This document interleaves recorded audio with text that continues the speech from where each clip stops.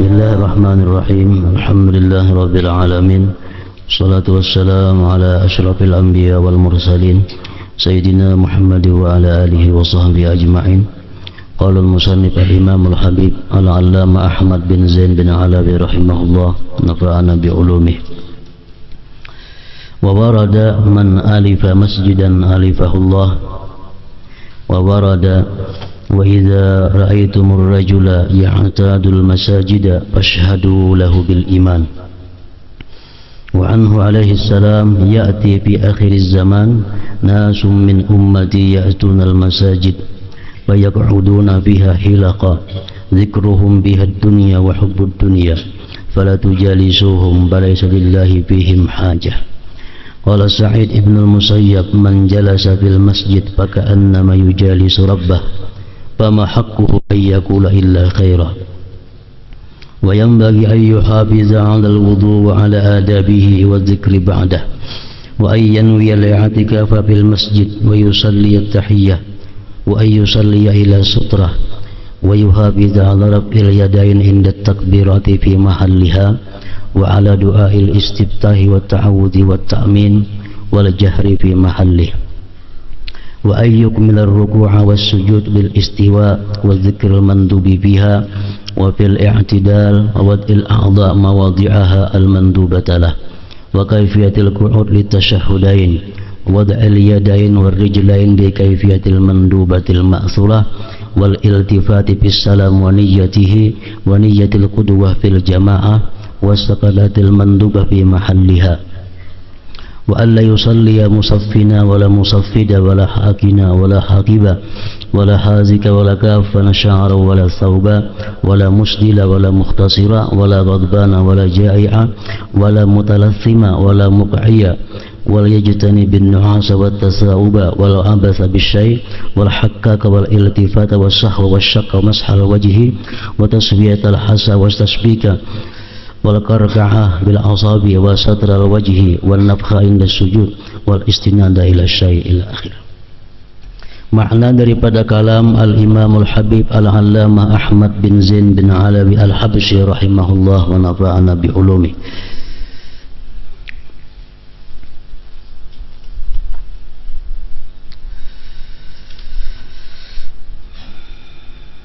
Dalam sebuah riwayat disebutkan man alifa masjidan alifahullah. Artinya barang siapa mencintai masjid maka Allah mencintainya. Hadis riwayat Tabarani. Di dalam syarahnya ini hadis, pensyarah menjelaskan maksudnya mencintai masjid itu ialah orang yang selalu berada di masjid, mengikuti salat jamaahnya, mengikuti segala macam bentuk pengajiannya. Maksudnya orang ini adalah hidupnya banyak berada di masjid. Karena orang yang cinta sesuatu itu tentu kada jauh daripada sesuatu yang dicintainya. Wa idza ra'aytumur rajula ya'tadul masajida fashhadu lahu bil iman. Jika kalian melihat seseorang terbiasa ke masjid, maka saksikanlah bahwa dia adalah seorang yang beriman. Zuhur ke masjid, asar di masjid, maghrib ada di masjid, isya ada di masjid, subuh ada di masjid. Orang ini bulak balik masjid, maka kita bisa bersaksi bahwa orang itu adalah orang yang beriman. Hadis riwayat Tirmidzi.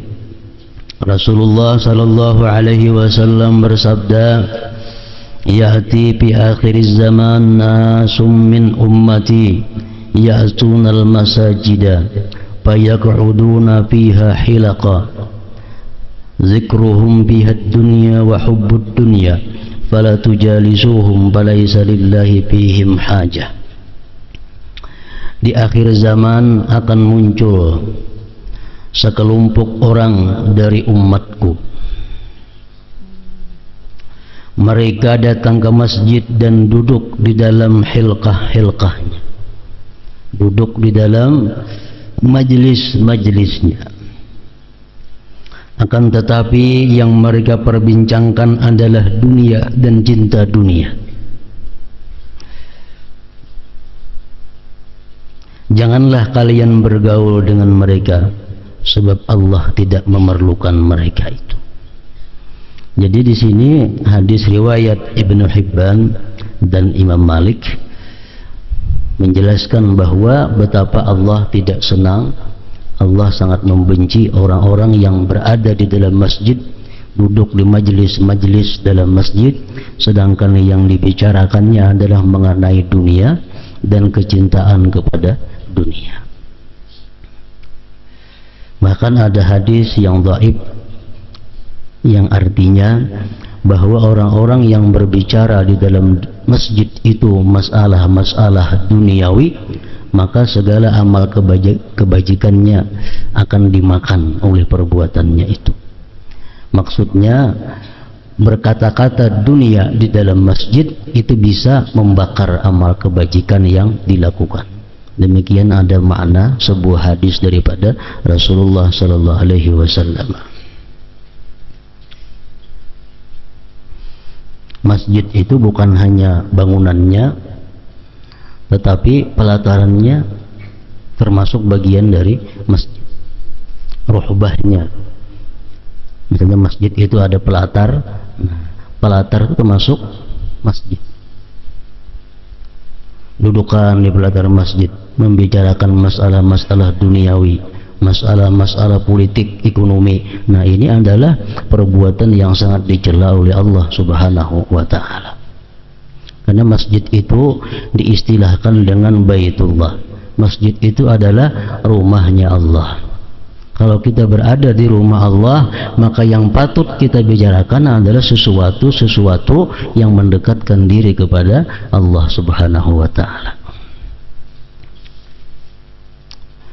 Sa'id ibn al-Musayyab radhiyallahu anhu berkata, barang siapa duduk di dalam masjid seakan-akan dia sedang duduk bersama Allah, seakan-akan dia duduk bersama Allah, oleh karena itu dia tidak berhak berbicara kecuali yang baik.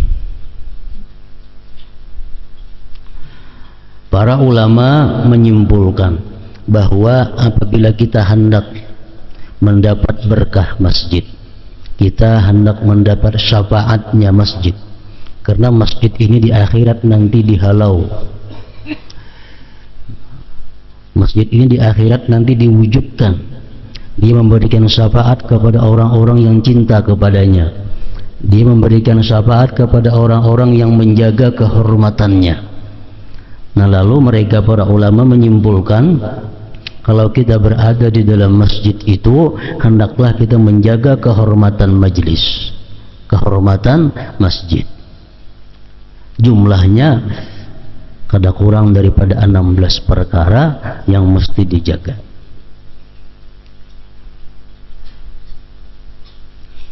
Jadi kalau kita masuk masjid, yang pertama kita lakukan adalah memberi salam kepada orang yang ada di masjid, kalau orang itu ada. Kalau masjidnya kebetulan kosong, ganti dengan assalamu alayna wa ala ibadillah shalihin. Itu salah satu penghormatan masjid. Yang kedua, sesudah masuk masjid itu jangan ada melakukan pekerjaan-pekerjaan lain selain daripada salat 2 rakaat tahiyatul masjid.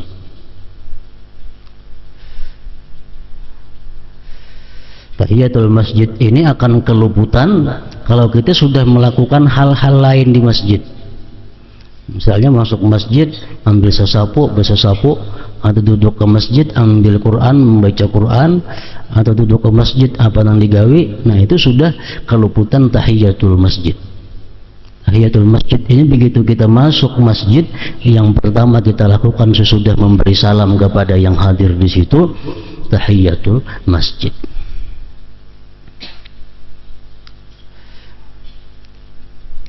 Jadi salat sunat 2 rakaat tahiyatul masjid, ngarannya penghormatan masjid. Tahiyyah, tahiyyatul masjid artinya penghormatan masjid. 2 rakaat. Masjid mana aja kalau kita masuk 2 rakaat, kecuali Masjidil Haram. Nah, kalau kita ke Masjidil Haram, kita kada sunat tahiyyatul masjid, tapi langsung tawaf di Baitullah. Karena itulah tahiyyahnya Masjidil Haram, kehormatannya Masjidil Haram. Salat sunat 2 rakaat tahiyyatul masjid ini hasil pahalanya dengan sunat wudu umpamanya. Itu hasil aja pahalanya. Misal kita datang ke masjid langsung sembahyang sunat wudu, termasuk di dalamnya sudah tahiyyatul masjid. Atau kita habis berwudu ke masjid langsung sembahyang duha, termasuk ketiga-tiganya. Sunat wudu masuk, tahiyyatul masjid masuk, duha masuk.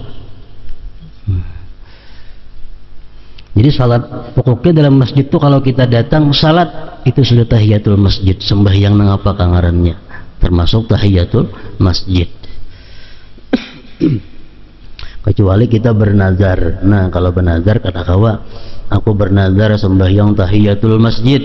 Itu kalau datang ke masjid mesti usalli tahiyyatul masjid rakaatain.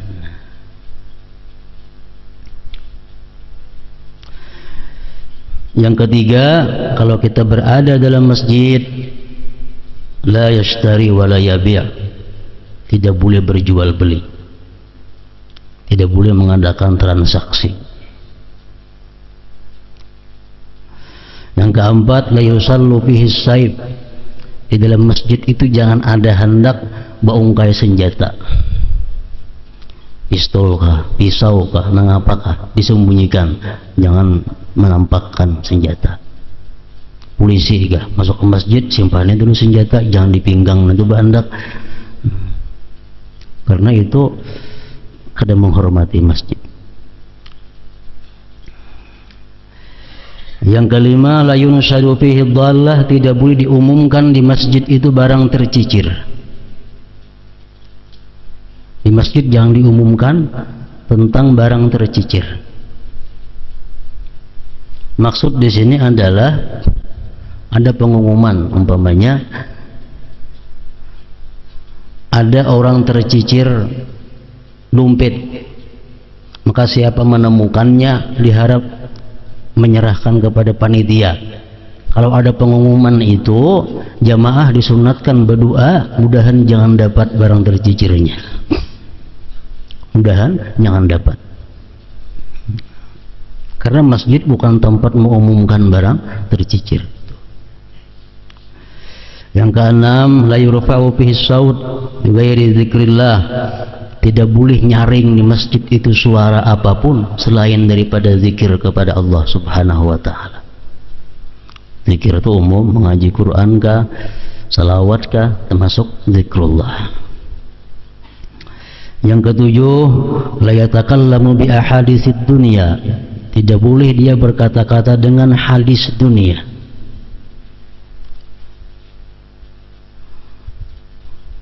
Tidak boleh dia berkata-kata dengan masalah-masalah dunia.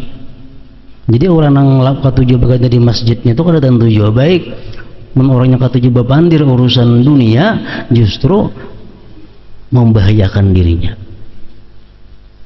Nang baik berkata di masjid itu orang-orang yang suka mengaji, suka zikrullah, amun bangsa di masjid bagaimana katujuh bapandiran itu baik kada usah berpindah ke warung sebelah masjid. Mencucuk urusan dunia.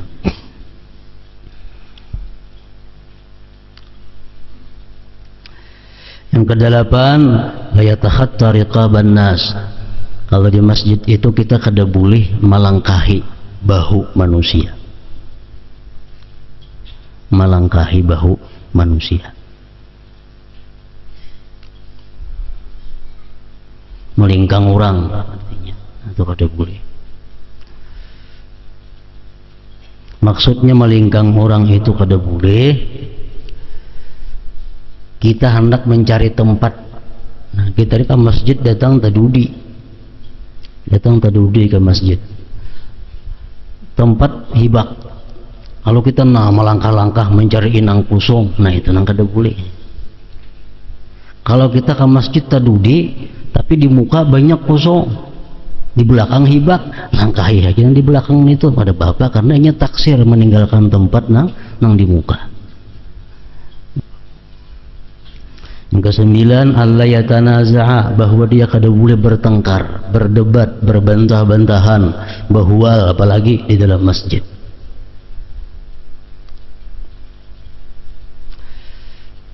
Yang ke-10, la yudayyiqu saf, dia kada boleh mempersempit saf.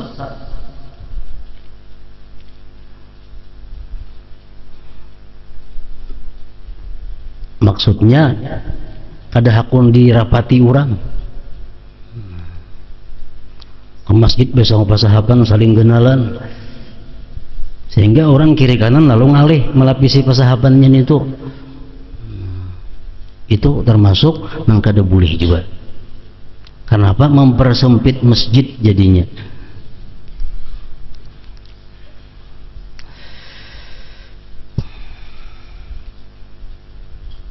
Yang ke-11, la yamurru baina yadayil musalli, tidak boleh melewati di hadapan orang yang sembahyang. Kecuali orang sembahyang ini taksir, sembahyang di tengah jalan, sembahyang di muhara lawang, nah itu taksir ngarannya. Kalau sembahyang bujur itu kada boleh dilewati di hadapannya. Yang ke-12, la yabzuqu, dia kada boleh beludah di masjid.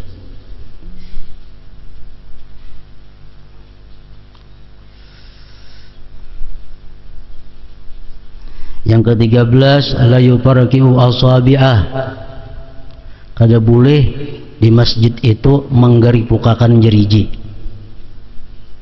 Nah, di masjid, nah tak berbunyikan menggaripukakan jeriji nih. Nah, itu kada boleh juga. Sekada-kadanya itu makruh, hukumnya dibenci.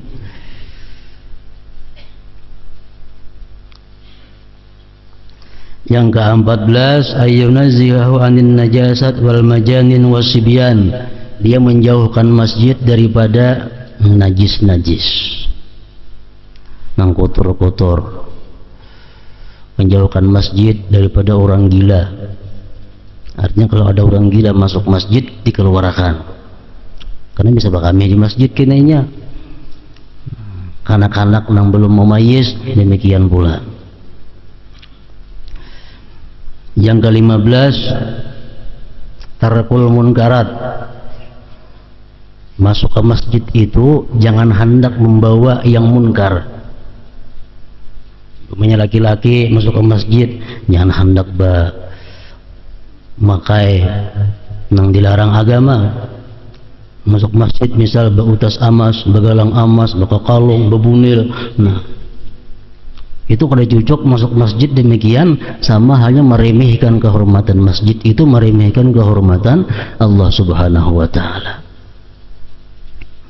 Yang ke-16, masuk ke masjid itu adalah kasratu zikrillah, adabnya banyak berzikir kepada Allah. Nah, 16 perkara itu bila kita bisa melakukannya, kita dapat syafaat masjid di hari kiamat kayaknya.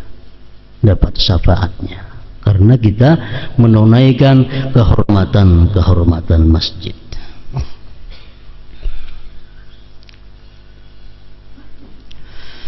Agar salat menjadi sempurna, maka hendaknya seseorang melaksanakan wudu dengan segenap adabnya dan berzikir sesudahnya. Jadi kesempurnaan sembahyang itu dimulai dengan kesempurnaan wudu. Agar salat menjadi sempurna, maka hendaknya seseorang melaksanakan wudu dengan segenap adabnya dan berzikir sesudahnya wudu itu. Kalau kita wudunya itu bebarang aja, kayaknya hasilnya sembahyangnya pun bebarang aja. Kalau wudunya kita berhati-hati, sembahyangnya pun kayaknya hasilnya berhati-hati. Wudunya kita menunaikan segala adabnya, sembahyang pun akan bisa dengan mudah melakukan adabnya. Jadi wudu nang beradab itu artinya wudu nang menunaikan syarat rukunnya, wudu nang mengerjakan segala yang sunatnya, meninggalkan segala yang makruhnya. Nah bila kawa demikian ngarannya wudu yang beradab. Itu ngarannya adalah isbagul wudu, menyempurnakan wudu. Ujian Nabi, kalau engkau ada hajat kepada Allah, asbagil wudu, sempurnakan wudu baik-baik, kemudian sembahyang 2 rakaat, berdoa, Allah akan mengabulkan hajatmu. Tapi sempurna wudunya, asbagil wudu, sempurna wudu. Nah Nabi kadang menyuruh, bila kamu ada keperluan kepada Allah, kamu ada hajat, berwudulah kamu kemudian sembahyang. Kadang jam itu Nabi menyuruh asbagil wudu, sempurnakan wudu. Maksudnya dengan segala adab-adabnya. Jadi kita sembahyang hajat itu 2 rakaat tuh sembahyang hajat. Kalau wudu kita bebarang hajat, sampai hajatnya kada diterima Allah, doa kita kada dikabulkan Allah. Karena perintah Nabi wudunya sempurna dulu, hanya sembahyang 2 rakaat. Asbagil wudu.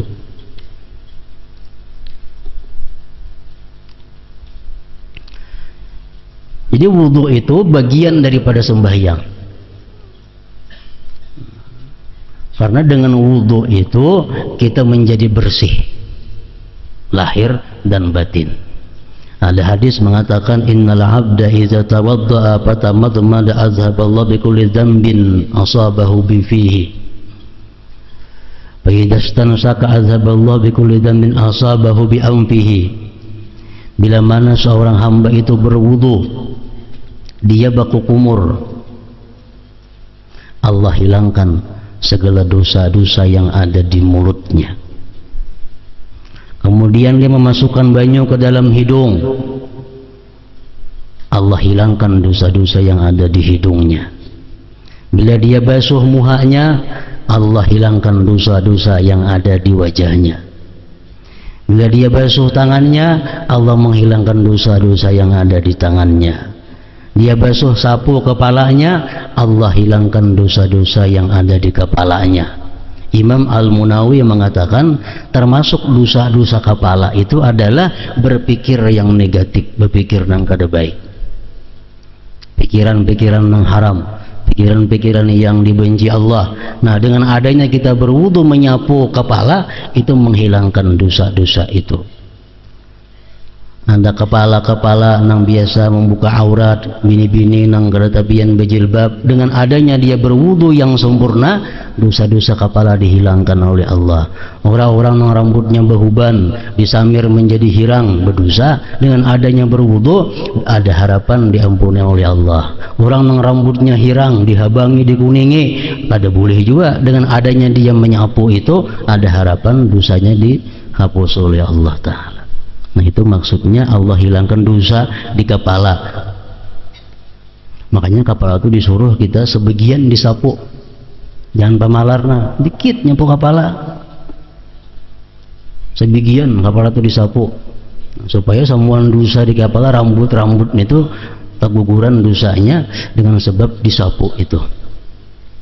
Faidza masaha ra'sahu azhaballahu bikulli dzambin asabahu bi ra'sih. Bila mana dia menyapu kepalanya, Allah hilangkan dengan tiap-tiap dosa yang ada di kepalanya itu. Bila dia basuh 2 kakinya, Allah hilangkan dosa-dosa yang ada di kakinya itu. Nah jadi wudu, apabila wudu itu sempurna, merupakan bekal sembahyang nang sempurna. Wudu nang sempurna, wudu nang kita gawi syarat rukun sunatnya dan kita tinggalkan nang makruhnya. Berapa sunat wudu itu jumlahnya? Ulama menghitung ada sampai 70 macam sunat wudu itu. Ada jumlah sunat itu kurang lebih 70 perkara sunat wudu ini. Cuma di antara angka 70 itu ada sunat-sunat nang andai kata kita kada manggawi kada dimakruhkan. Nang utama kita gawi itu adalah sunat-sunat wudu nang bila mana kita tinggalkan makruh. Nah itu.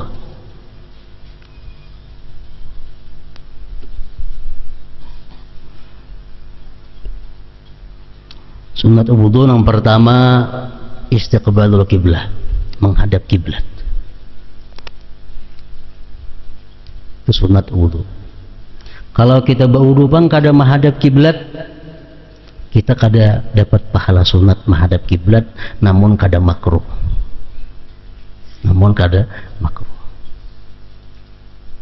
Kemudian lagi sunat wudu itu adalah julus, duduk. Berwudu itu berduduk, jangan berdiri, itu sunat.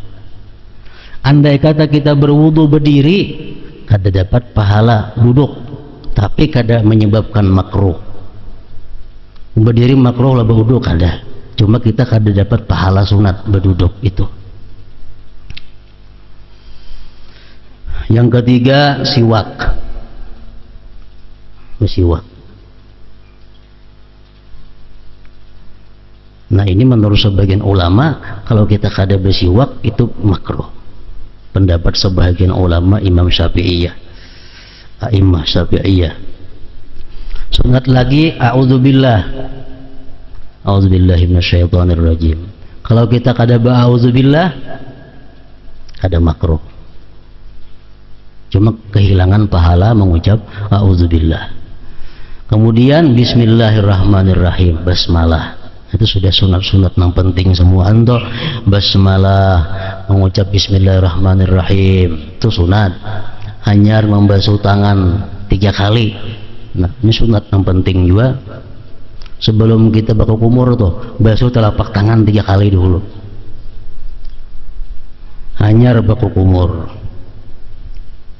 Menurut mazhab lain dari Syafi'i, ada yang mengatakan bahwa itu hukumnya wajib. Berkumur, mengucap bismillah tadi, masukkan banyu ke dalam hidung, ada mengatakan itu hukum itu masuk rukun wudu.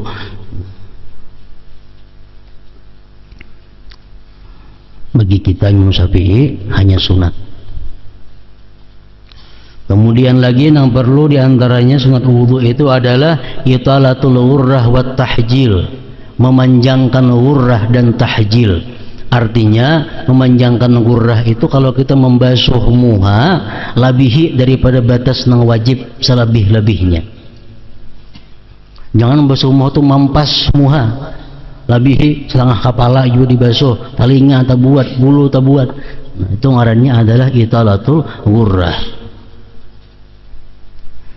Wa tahjil, memperpanjang tahjil, memperpanjang basuhan tangan batis. Kan tangan yang wajib ingat siku, itu wajib. Tapi kita disunatkan lagi sampai ke bahu sini. Itu ngarannya memperpanjang tahjil. Dan semua itu kayaknya di akhirat adalah menjadi cahaya. Batis na ingat sunat, nang wajib ingat buku lali. Tapi disuruh kita supaya sampai ke lintuhut. Memperpanjang tahjil ngarannya. Itu termasuk bagian daripada menyempurnakan wudu.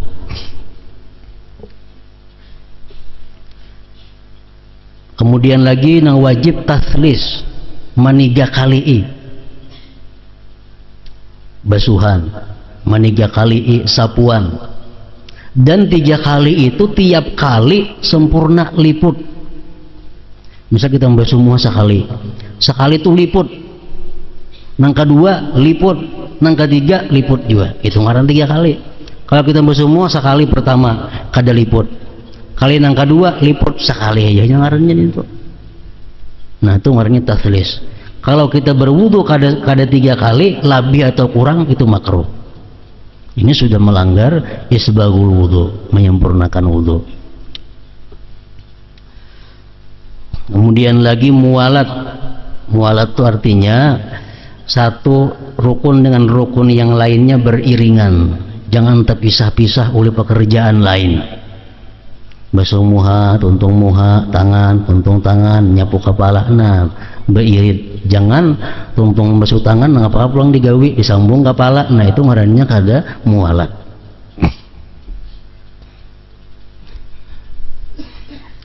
Menurut Imam Malik mualat itu wajib. Kemudian lagi sunat yang perlu mashu jami'ir ra'si, menyapu sebagian kepala. Nyapu sebagian kepala. Menurut mazhab Maliki itu hukumnya wajib. Kita Syafi'i sunat. Menyapu sebagian kepala. Umpamanya kita bakupiah bang, bakupiah nyaman aja maju bibinian mau besurban, binian tuh besurban rambutnya kelihatan sedikit di sini, nah, belakangnya tuh surban aja lagi, dicabutlah surbannya, boleh aja kata dicabut. Nah jadi sapui muhara rambut ini sampai akan ke belakang, sapui juga surbannya, yang terlalu banyak banyunya kan basah surbannya, sapu aja. Jadi ambil banyu, sapu rambut nang di muka sini, tarusakan ke belakangnya. Buat surbannya itu disapu. Itu hukumnya menyapukan sebagian kepala juga. Rasulullah seringkali melakukan demikian kalau sireng bebulang. Sireng sapu cuma ujung kepala, ujung dahi yang ada rambutnya nih. Karena sidin tarusakan tangan sidin sampai ke belakangnya. Itu hukumnya menyapu sebagian kepala. Sunat. Sunat yang penting juga adalah mashul uzunain, menyapu dua telinga. Itu sunat wudu. Termasuk sunat yang penting juga istizhar. Istizhar ini adalah menyempurnakan menyapu dua telinga. Kita biasa ambil banyu 3 kali. Tuntung 3 kali, calap pulang tangan ke banyu, hanya tukupakan ke telinga. Istizhar itu orangnya. Tuntung menyapu telinga 3 kali, hendak pulang tangan kita ke banyu, angkat tukupakan ke telinga. Nah itu istizhar, sunat wudu juga. Tayamun, mendahulukan nang kanan, tangan, batis, dahulu nang kanan. Tarkut tansib, meninggalkan melap. Tuntung berwudu jangan dilap, non anduk. Sunat juga, jadi biarkan wudu itu sekaring-karingnya, jangan dilap, itu sunat juga. Kemudian lagi tarkut tabdzir, meninggalkan membuang-buang banyu, itu sunat juga. Kalau banyu wakaf wajib, misalnya ini banyu wakaf untuk berwudu, nah ini harus ketat penggunaan banyu. Ada misalnya tong atau kulam, ini banyu wakaf untuk berwudu, itu hati-hati, kada boleh mubazir dalam menggunakan banyu, itu haram hukumnya. Dan lagi doa sesudah wudu. Nah itu bila kita lakukan yang demikian dalam berwudu, ngarannya kita isbagul wudu, menyempurnakan wudu. Sama dalam sembahyang, Al-Quran kadang menyuruh kita sembahyang, tapi aqimus salah, dirikan salat. Sembahyang itu pingkar mau juga kayak itu, pirut mau juga sembahyang juga ngarannya. Tapi Tuhan menghendaki kita supaya tegak, artinya sembahyang dengan segala adab-adabnya. Nabi kadang menyuruh berwudu, tapi asbagil wudu, sempurnakan wudu. Nah, jadi berbeda antara orang berwudu dengan orang yang menyempurnakan wudu.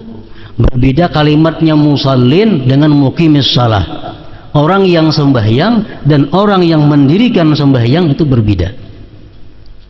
Biasa kalau orang sembahyang itu dicela dalam Quran, fawailul lil musallin, celaka orang-orang yang sembahyang. Ya sembahyang aja tapi kada muqimis salah. Fawailun lil musallin, celaka bagi orang-orang yang sembahyang. Allah menyuruh kita aqimus salah, dirikan sembahyang. Nah itu yang dimaksud. Nah sembahyang kita kawa tegak, sembahyang kita kawa bagus apabila dimulai dengan wudu nang bagus. Agar salat sempurna maka hendaknya seseorang melaksanakan wudu dengan segenap adabnya dan berzikir sesudahnya. Setelah itu hendaknya dia berniat untuk i'tikaf di dalam masjid. Kalau kita di masjid itu berniat i'tikaf, kita dapat pahala. Walaupun kita kada bebacaan, walaupun kita guring, tapi kita ada niat i'tikaf, nah berpahala. Tapi kalau kita duduk di masjid kada ada niat i'tikaf, kita kada berpahala, kecuali ada yang dibaca zikir atau Quran atau apa. Nah ini untungnya orang nang masuk masjid itu niatnya i'tikaf. Kalau kada diniatakan kada i'tikaf. Kita masuk masjid sembahyang cuma di hati kada ada niat i'tikaf, nah itu kada dapat pahala i'tikaf. Dan niat i'tikaf ini boleh kita niatkan parahatan nang apakah? Kita masuk masjid, Allahu Akbar, sembahyang tahiyatul masjid. Kita ingat, aku belum berniat i'tikaf. Niatakan di hati, sahaja aku beriktikaf di masjid ini sunat karena Allah. Walaupun parahatan sembahyang gak ada apa-apa, asal dalam hati diucapkan. Masuk sudah niat i'tikaf. Mengerjakan salat sunat tahiyatul masjid di tempat yang tidak akan dilalui orang atau dengan meletakkan pembatas. Maksudnya kita sembahyang tahiyatul masjid itu cari tempat nang jangan kelaluan orang, dan kalau bisa usahakan nang ada sutrahnya. Misalnya kita sembahyang di saf pertama berhadapan lawan dinding, nah itu dinding itu sebagai sutrah ngarannya. Atau kita sembahyang berhadapan lawan tiang masjid, jarak antara batis kita lawan tiang itu ada sampai 3 hasta, nah tiang itu ngarannya adalah sutrah kita. Kalau kita bisa sembahyang di situ, nah sembahyang pada tiang ini 2-3 meter, pada taweng 2-3 meter sembahyang di situ. Orang lewat di muka ini ada bapak, kada berdosa lewat di mukanya sini. Tapi kalau kita sembahyang menghadapi dinding, jarak batis kita kada sampai lebih daripada 3 hasta, orang lewat di tengah-tengah kita itu dosa besar. Nah itu bedanya.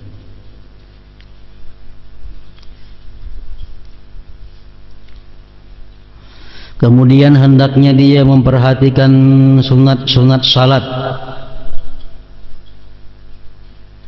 seperti mengangkat tangan ketika bertakbir,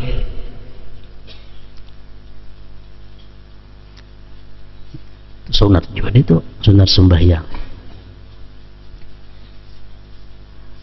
Mengangkat tangan ketika bertakbir itu hasil mengangkat tangan tuh dengan asal angkat. Allahu Akbar, sudah mengangkat tangan ngarannya. Allahu Akbar, mengangkat tangan, walaupun libua mengangkat tangan juga hasil sudah pahalanya.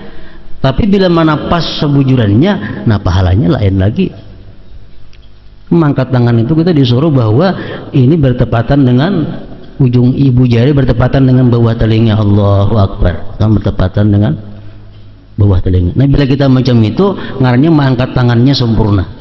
Lain pahalanya lalu mengangkat tangan Allahu Akbar ingat sini aja lain. Tapi sudah ini melaksanakan mengangkat tangan ngarannya.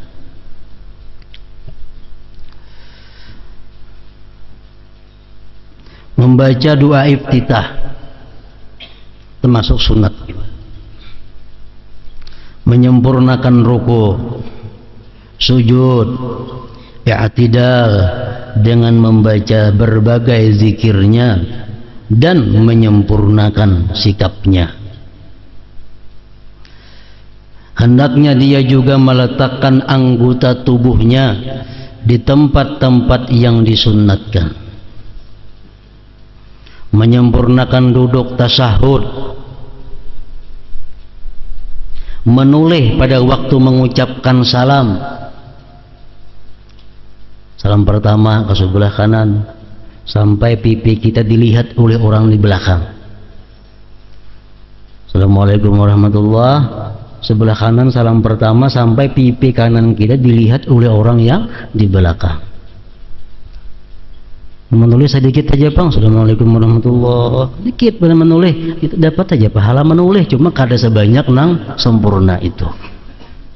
Terbaik pada kada menulis sama sekali rata Assalamualaikum warahmatullahi, nah itu kada dapat sama sekali pahala menulis.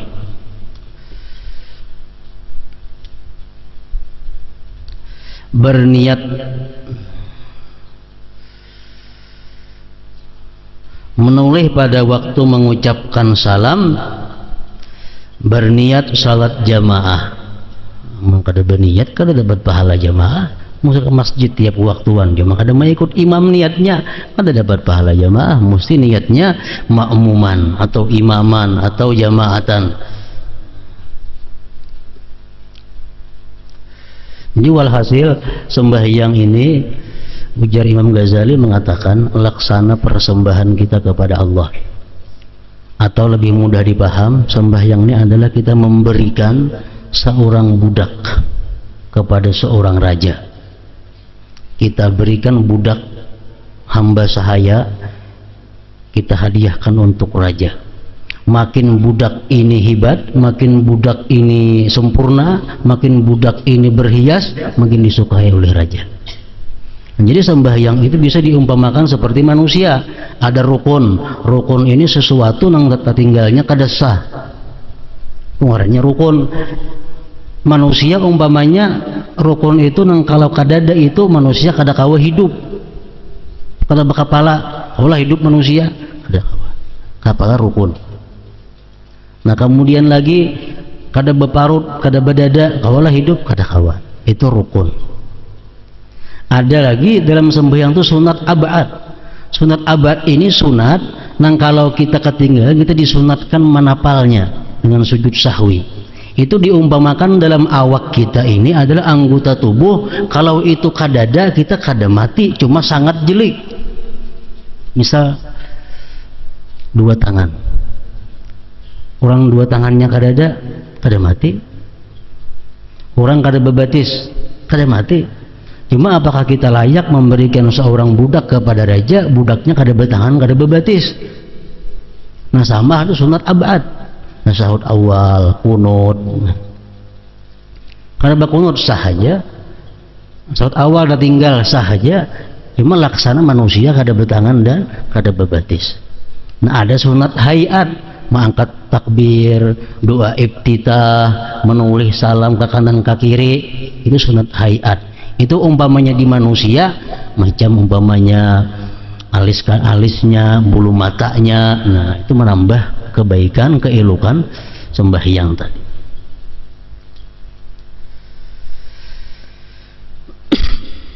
Dan berdiam pada tempat-tempat yang disunatkan berdiam. Dalam berdiri rakaat pertama itu ada 6 tempat yang kita sunat berdiam sakadar subhanallah.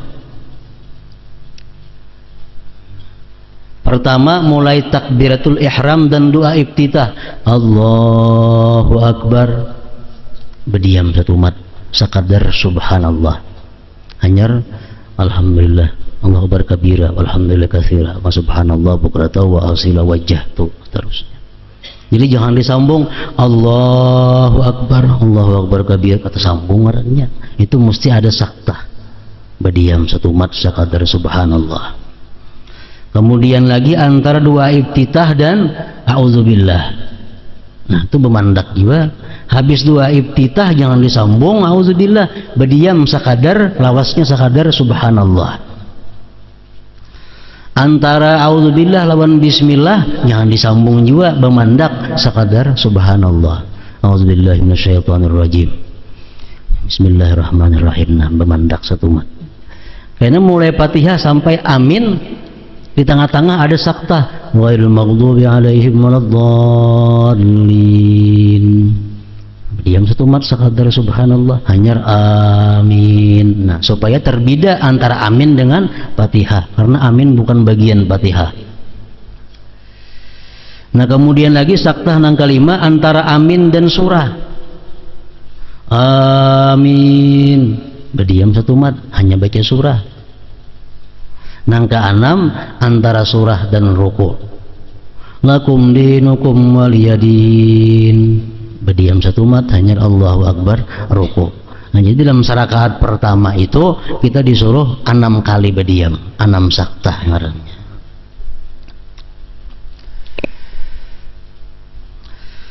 Hendaknya ketika salat dia tidak merapatkan kedua kaki.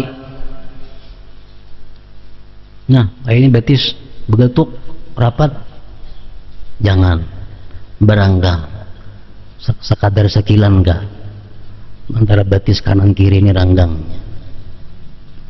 Tidak bertumpu pada 1 kaki, tidak menahan kencing ataupun buang air. Ini kalau hendak sembahyang. Kalau perahatan sembahyang wajib ditahani. Sampai kayak apa kau manahani, sampai disitulah. Amun kita hendak sembahyang, kamu itu hendak bakami, nah kami akan dulu. Maksud syarakat hendak bakami, ari dia lagi bebatal kada boleh lagi. Tidak tergesa-gesa, tidak memakai khuf yang terlalu sempit, tidak memasukkan tangan ke balik pakaian pada waktu ruku dan pada waktu lainnya. Sembahyang tuh memakai baju, cuma baju itu kada diculup, diandak di bahu aja. Jadi itu, nah itu jangan macam itu sembahyang, kayak kastok. Jadi, baju diandak di bahu, dikimai kada. Jangan macam itu sembahyang. Tidak meletakkan kedua tangan di pinggang, bakaca pinggang. Bayang kada makruhnya itu sembahyang. Nah, tidak dalam keadaan marah atau lapar, tidak menutupi wajah, makruh sembahyang bertutup muka. Mutalassima bahasa Arabnya, kelihatan mata lagi, nah itu sembahyang kayak ninja. Ini bini gak laki-laki gak ada bolehnya itu sembahyang. Tidak duduk seperti anjing, duduk ik'a ngarannya. Hendaknya salat tidak dilakukan ketika sedang mengantuk. Mata mengantuk mana misalnya anak sembahyang, jangan guringakan dulu. Ini mengantuk ada kakaruan bacaan apa yang dibaca kada tahu. Tidak menguap perasaan sembahyang itu diariti sekuasa mungkin. Kalau hendak menguap, tidak bermain-main dengan sesuatu, tidak menggaruk-garuk, menyatahan ma'ariti, munya kada tahan lagi harus menggaruk-garuk, cuma jangan sampai membatalkan. Tidak melirik-lirik mata ke kiri ke kanan sembahyang, jangan juga. Tidak melakukan salat dengan hati yang lalai dan ragu-ragu, tidak mengusap-ngusap wajah. Akan sembahyang nih menyampui ke muka itu, nah jangan. Tidak menyingkirkan pasir atau batu kerikil. Misalnya kita rahat anak sujud, nah ada pasir di muka, jangan disingkirkan, sujudlah di atas pasir itu atau batu itu. Tidak merapatkan kedua telapak tangan dengan memasukkan jari yang satu ke dalam jari yang lain. Jaminin.